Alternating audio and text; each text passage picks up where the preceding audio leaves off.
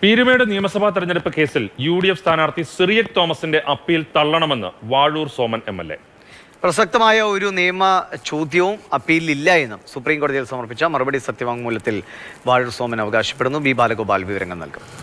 ബാലു, നിയമസഭാ തെരഞ്ഞെടുപ്പ് കഴിഞ്ഞു. ആ നിയമസഭയുടെ കാലാവധിയും അവസാനിക്കാനായി. ഇനി കഷ്ടിച്ച് 1 വർഷം മാത്രമേ ബാക്കിയുള്ളൂ. ഇപ്പോഴും ഈ കേസ് തീർന്നിട്ടില്ല. എന്താണ് വാഴൂർ സോമൻ കോടതിയിൽ അറിയിച്ചിരിക്കുന്ന കാര്യം?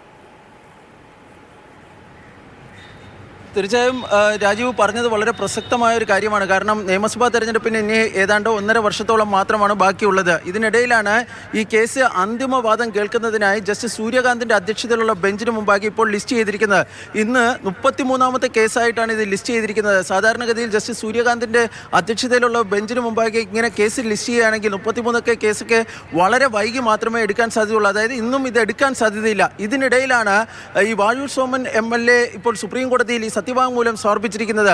നേരത്തെ സുപ്രീം കോടതി ഈ എതിർ സ്ഥാനാർത്ഥിയായ സിറിയക് തോമസിന്റെ ഹർജിയിൽ നോട്ടീസ് അയച്ചിരുന്നു. ഈ സിറിയക് തോമസ് പറയുന്നത് വാഴൂർ സോമൻ ഈ നാമനിർദ്ദേശ പത്രിക സമർപ്പിക്കുന്ന സമയത്ത് പല വസ്തുതകളും മറച്ചു വെച്ചിരുന്നു.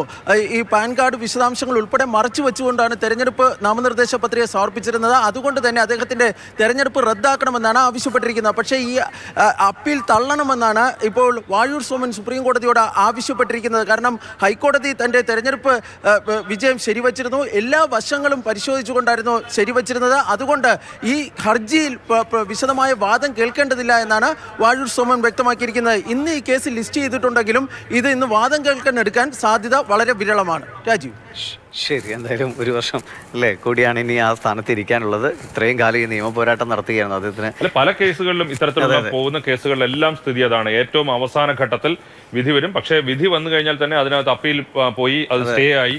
അങ്ങനെ വളരെ കുറച്ച് കേസുകൾ മാത്രമേ അത് തിരികെ അല്ലെങ്കിൽ വീണ്ടും ഒരു തെരഞ്ഞെടുപ്പിലേക്ക് പോകുന്ന രീതിയിലേക്കൊക്കെ കാര്യങ്ങൾ പോയിട്ടുള്ളൂ.